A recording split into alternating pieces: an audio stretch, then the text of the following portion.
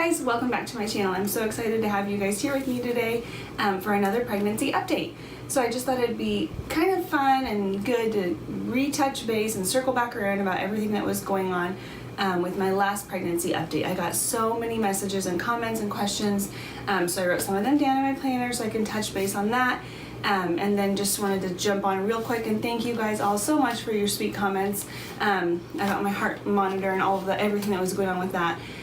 So I just wanted to touch base on that with you guys again and go through what was going on with that. So if you're interested in seeing that, then just keep on watching.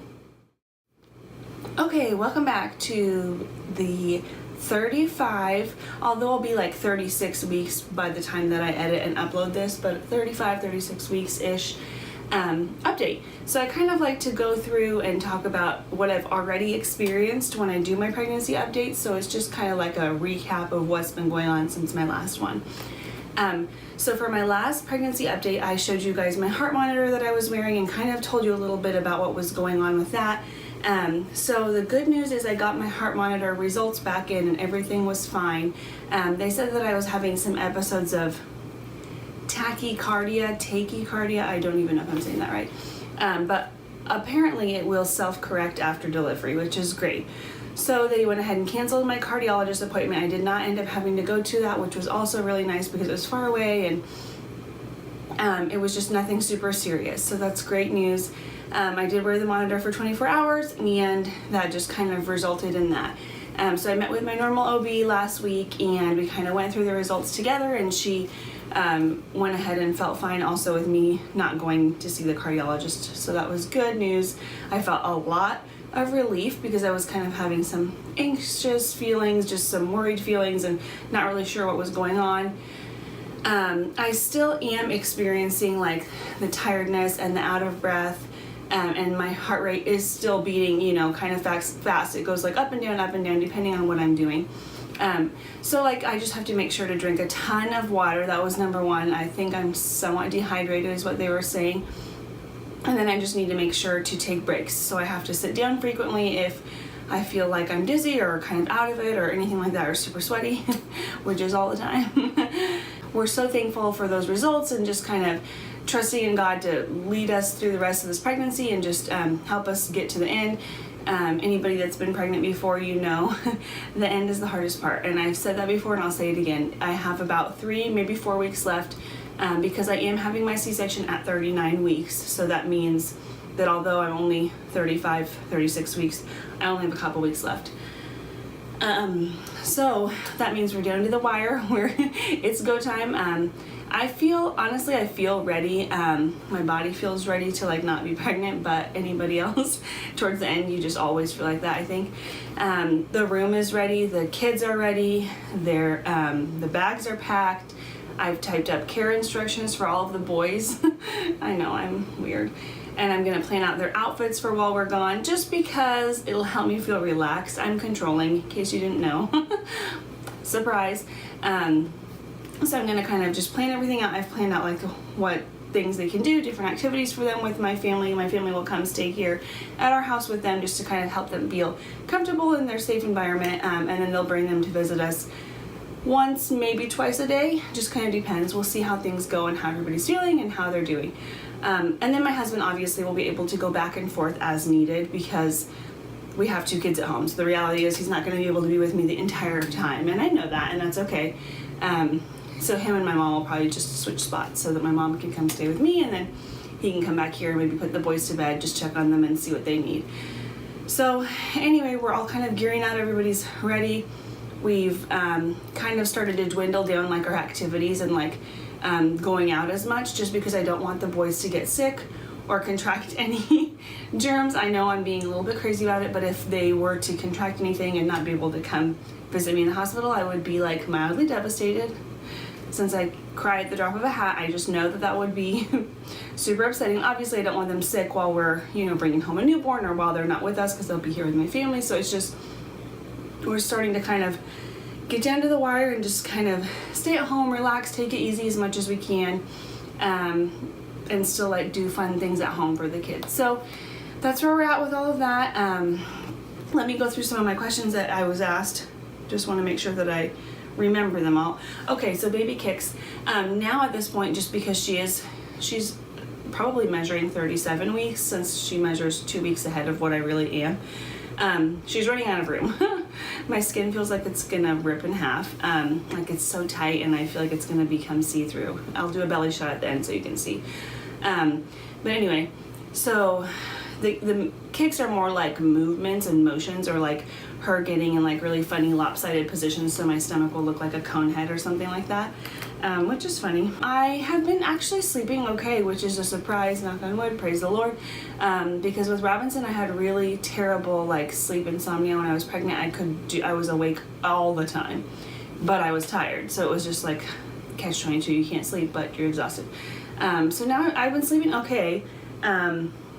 Robinson still doesn't sleep through the night, so my husband and I just kind of go back and forth taking turns seeing what he needs, although we're trying to kind of transition him into relying more on my husband, just because I won't be able to be up with the baby, nursing, diapering, whatever, and then also be up with Robinson.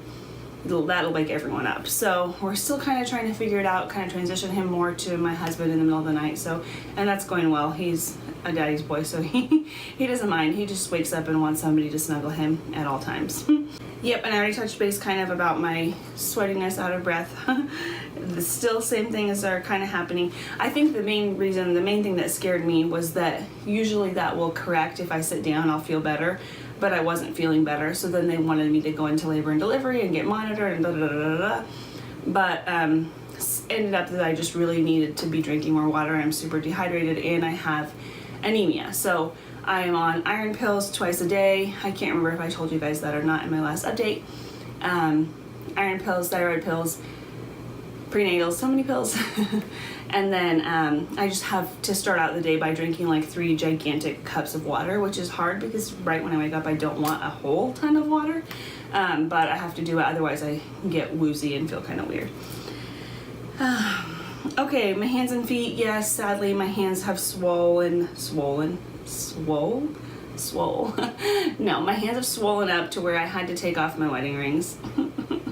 So these are just my bands. The bands fit me fine, but because I have like a 4 stack, it was just too tight. So sad to say my sausage fingers are here to stay. Stretch marks, yep.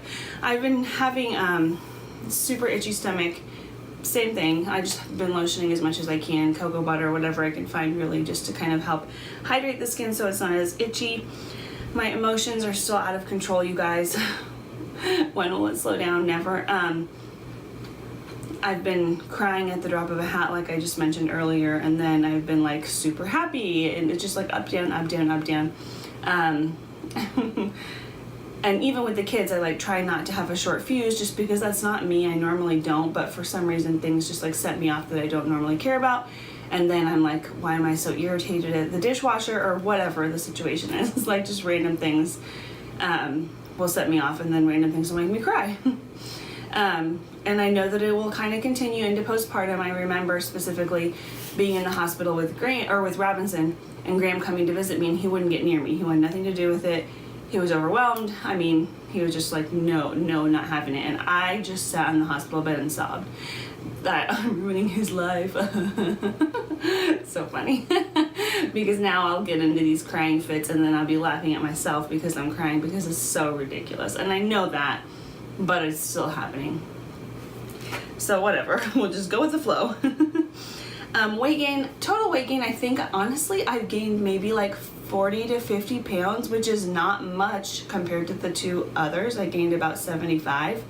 I'm not really sure what that's about. I still feel just as heavy. The baby Evelyn, they're projecting her to be about 10 to 11 pounds at delivery. I'm not really sure. I don't know. I still feel the same. My face still feels swollen, like my hands are swollen, everything. But anyway, I'm not, like I've mentioned several times, I'm not somebody that cares about that. I don't worry about it.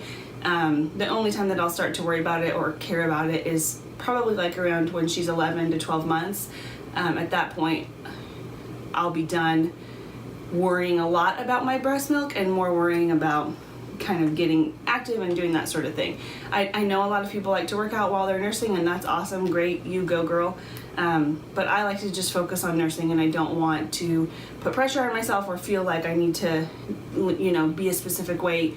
All I care about is smooth delivery, healthy baby, and then I focus on breastfeeding for at least a year. And then if she wants to nurse past that, that's a different video. So yeah, that's what our plan is for that.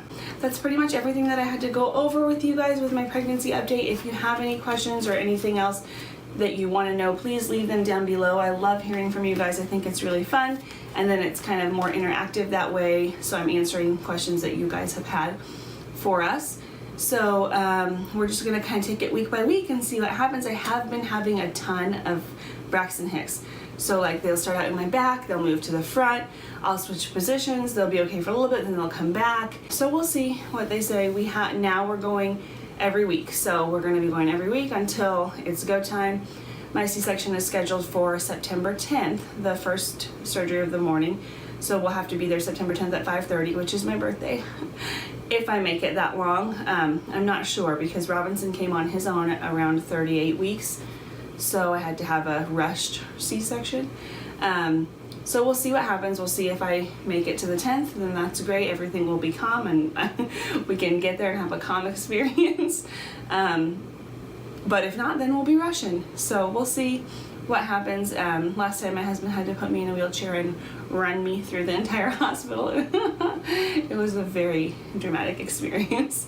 Dramatic, not traumatic. It was just dramatic. I was just screaming like a drama.